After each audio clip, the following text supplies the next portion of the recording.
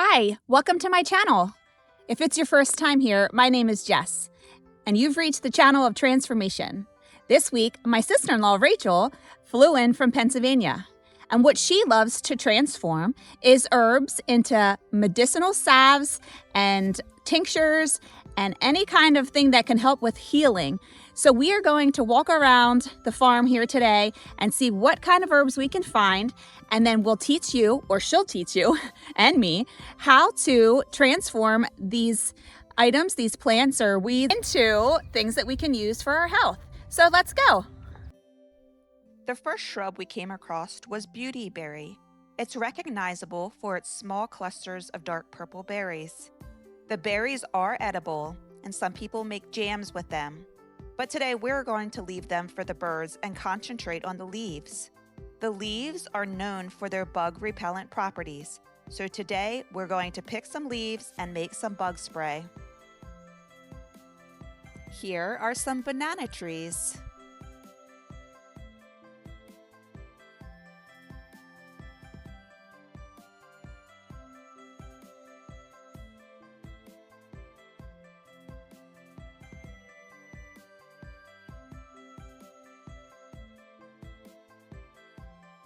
Is a Brazilian pepper tree.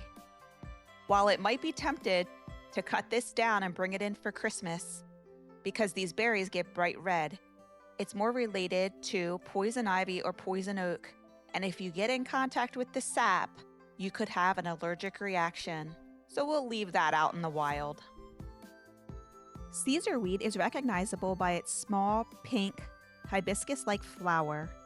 It is a great antimicrobial, antioxidant, and anti-inflammatory.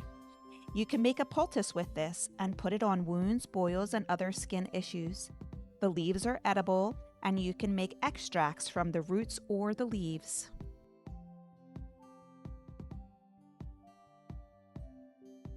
Here we have some yellow top. Yellow top does not have any known medicinal or herbal uses. It's a perennial plant, found out in the open, sunny areas, and it's sometimes cut as a flower.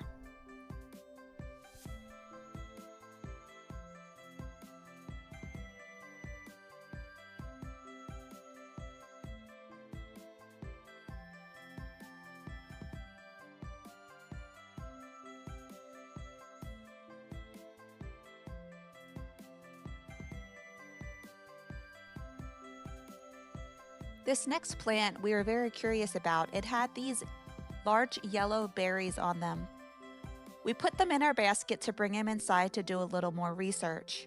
We're still not completely sure, but we think that they are China berry. And I'm so glad we didn't eat them, because all parts of this plant, especially the berries, are toxic to humans and pets. Speaking of pets, look at these beautiful deer that are just out in the wild. They act like pets here in Florida. They're very domesticated, and they're not very afraid of humans. Here is some type of epiphytic cactus. It is very invasive. It climbs the trees and rocks and all over the ground. You have to be very careful where you step. I then took Rachel back to the porch and showed her my herb pots. She was very impressed. Here is my mint. We decided to take some inside and make a tea.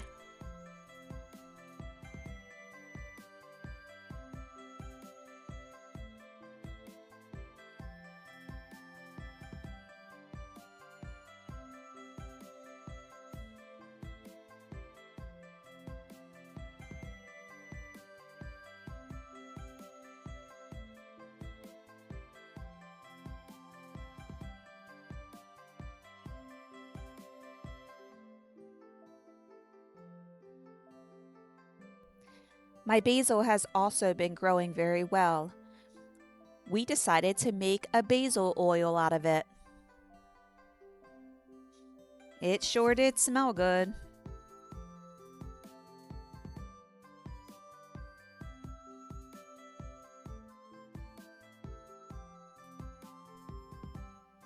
For the beauty berry bug spray, we needed to make an extract from the leaves.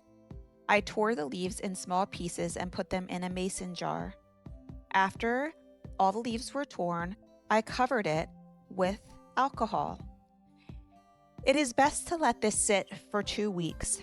I did kind of rush it here for the sake of filming, but I put a lid on it and put the date on the lid so I knew how long it was sitting.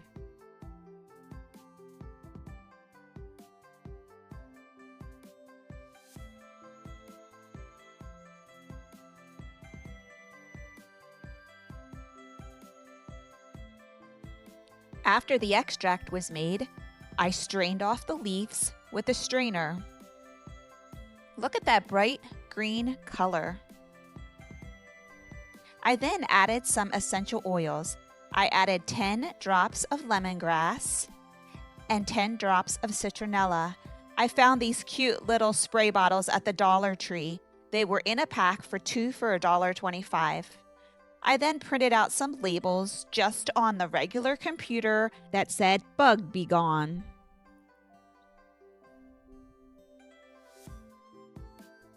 To make the basil oil, you will just need 3 ingredients: some olive oil, salt, and of course your basil leaves. The first step is to blanch them. This will soften up the leaves. You put the leaves in boiling water for only 10 to 15 seconds, and then right away you take them out and you put them over ice to cool them down.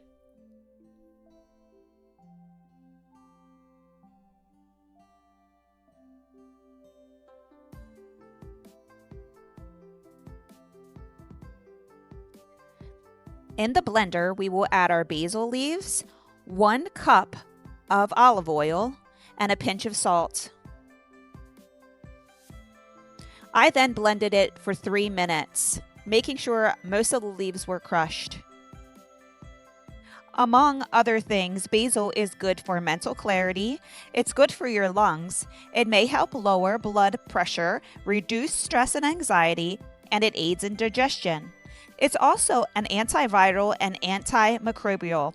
These properties make it very soothing for irritated skin, so it can be used topically.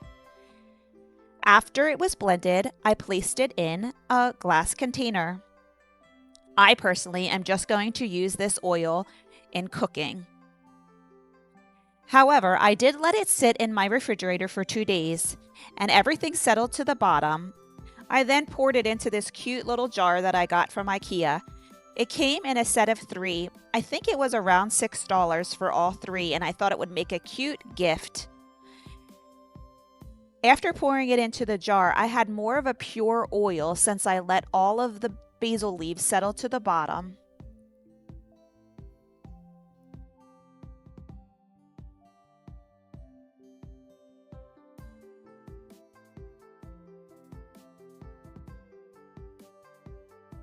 If you're enjoying our channel, would you please hit that subscribe button so you never miss an episode, and share it with a friend. This small act of kindness really does help support our channel so we can keep doing what we love and bringing you awesome transformation ideas.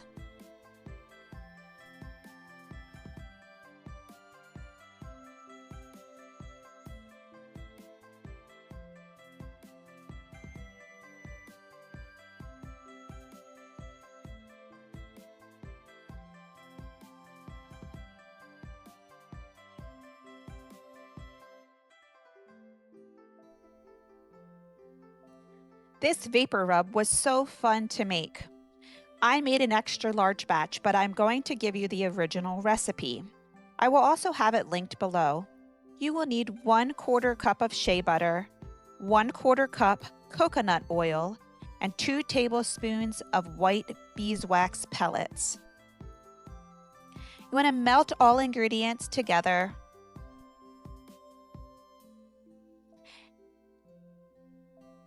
And while we didn't use any of the herbs that we found outside, we did add essential oils to this, which of course were made from herbs.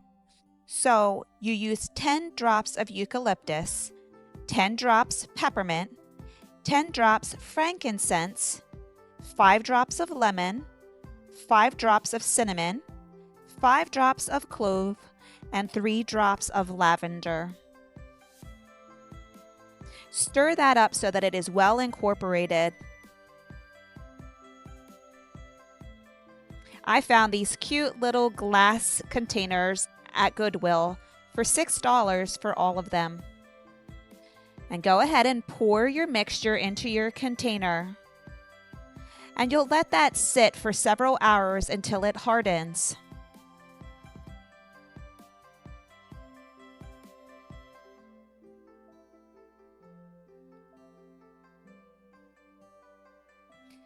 I want to use these as gifts, so I used my Cricut Maker machine to make labels for them that said Vapor Rub. Here I am just weeding out the words. I used transfer tape to transfer it onto the glass container. This Vapor Rub can be used on your chest or feet in cold and flu season. Aren't they so adorable? And here's the peppermint tea that we made. Peppermint is great for headaches and stomach aches, and just a cozy cup of tea is great all by itself. After the water boils, you put your tea leaves in and turn the heat off and cover it for about 12 minutes to allow the leaves to seep. I added about a half a cup of sugar to the hot tea. You can also put this over ice and put it in the refrigerator, and it's very refreshing.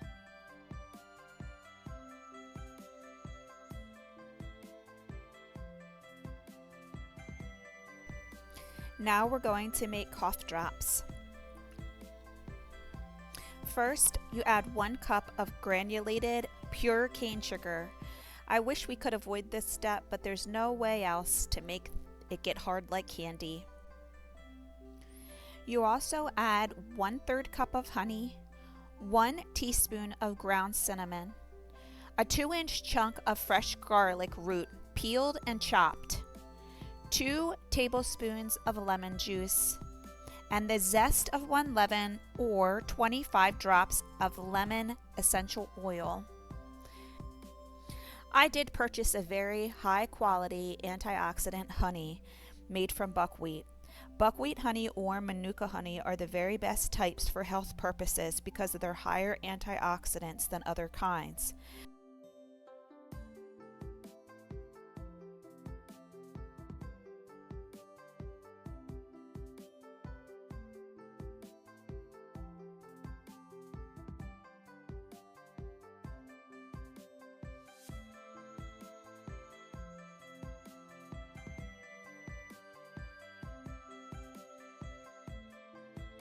All the ingredients were in the pan. We put them over high heat. Using a candy thermometer, we had to get them up to 300 degrees, stirring it well. Then we added some lemon essential oils, as I said earlier. We will stir to get everything well incorporated and then use silicone candy molds to form our cough drops. After the molds are filled, you want to let them sit for at least 1 hour. I let mine sit for half the day, and when I popped them out, they were perfectly hard like candy.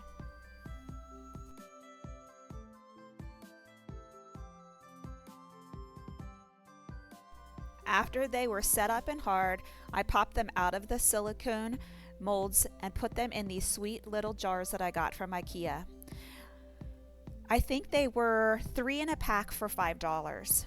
They came with silver lids, which I did not prefer, so I did spray paint the lids with a black spray paint. I want to give these as gifts as well, so I did use the Cricut Maker machine and I printed out a cough drop label for each glass container.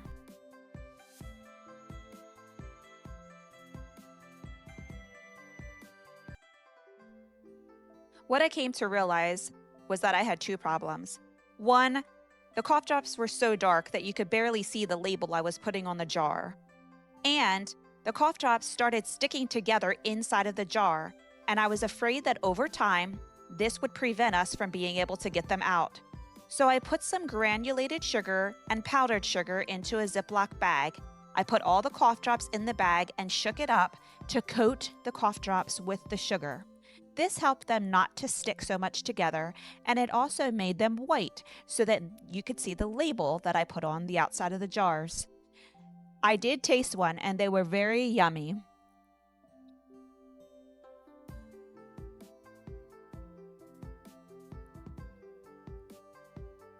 Here they are without the sugar, and then here is with the sugar.